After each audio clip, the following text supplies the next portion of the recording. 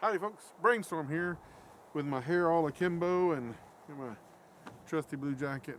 And you might have noticed if it's a story time, I don't have the story time scarf because I went off and forgot it. Just imagine the beautiful, colorful scarf my wife made me, which incidentally is a reproduction of the Doctor Who fourth Doctor, Tom Baker scarf, because I'm a big Doctor Who fan. And she made that for me one Christmas, and it's awesome. I love that scarf. It's really long. So imagine in my hand a big, beautiful, round, sort of roundish fruit. Not sure what color it is. It's a very deadly fruit, apparently, because this fruit, I started to buy one to bring here or to have as a prop to show you when I'm doing this story, to demonstrate to you the maliciousness of this fruit, the sort of the subtle, deadly quality that it has. So for now, just imagine that piece of fruit. And this piece of fruit that almost killed me, my mother, my brother, and a couple other people. Well, one other person. So this story centers around a time, a little while back, like all good stories do, right? I got on this grapefruit fetish. Yeah, it's a grapefruit I'm talking about. I like grapefruits. A lot of people do. My dad would eat them. He would cut them in half and he would eat them with a spoon right out of the... He loved this grapefruit. Apparently it's good for you in many ways. I like grapefruits. What I would like to do, I would peel it like an orange, pull it apart, and eat it in slices. But that skin and that white pulpiness is kind of bitter. So you just kind of peel off that skin all around it and just get to that pulp, that fruit part of it. Oh, that was good. That's the way I prefer to eat grapefruit. I got into this kick where I would eat grapefruits sort of like right now how I'm eating bananas. I like bananas now. I'm on a kick with bananas right now. That's my breakfast. But I was eating grapefruits and I was feeling proud of myself because I liked grapefruits. And it was good for you, right? My dad ate them. And grapefruits, any kind of fruit, right? It's good for you. You would think. So, I was eating grapefruits, and then at the time I wasn't associating the problem I started having with the grapefruits. I started passing out. Yep, I'm not talking about fainting briefly and feeling faint or tired. I'm talking about 1 minute I wake up on the ground and I have a bruise on my head. That happened multiple times. He's sitting watching TV. Next thing you know, my children are shaking me, wondering what happened. And I woke up on the floor with a bruise on my head because I literally passed out for a few seconds. How does a grapefruit cause you to pass out, you may ask? I'll get to that in a moment. But it was scaring my children, my wife, and then, at one point, this is where the near-death experiences, I seem to have a lot of those, where those are the ones we remember fondly as good stories to tell, because obviously I'm still alive, and so maybe it's a good story, but anyway, near-death experience number whatever it is. So, caused by a grapefruit. I was eating those grapefruits, feeling proud of myself, and around about the same time, I had this passing out spells. That happened probably half a dozen times that I can remember. One particular one, unfortunately, I was driving. My brother was in the passenger side with me. My mother was in the back. We were in this old van that I had. I don't remember what happened. I just remember that I woke up just in time. We were in a 4-lane. Not very funny, I know. We were in a 4-lane. Then I woke up. We were on the other part of the 4-lane with a car coming towards us. Just in time for my brother, my very wise brother, to yank the wheel and pull us out of the way of that car. Thank goodness it was only one car. It wasn't heavy traffic, or it could have been worse.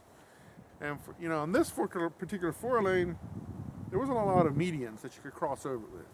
So, thankfully, if you could just say that, like I said, it could have been worse. It could have turned over the car. A lot of things could have happened. But thankfully, when I passed out, I went over that median, and we were passing it at the time, and crossed over smoothly into the oncoming traffic on the other side of the 4-lane. And Thankfully, my brother recognized it in time enough to yank the wheel out of the way, or get us off the side of the road. We're all freaking out. My mom's freaking out. My brother's freaking out.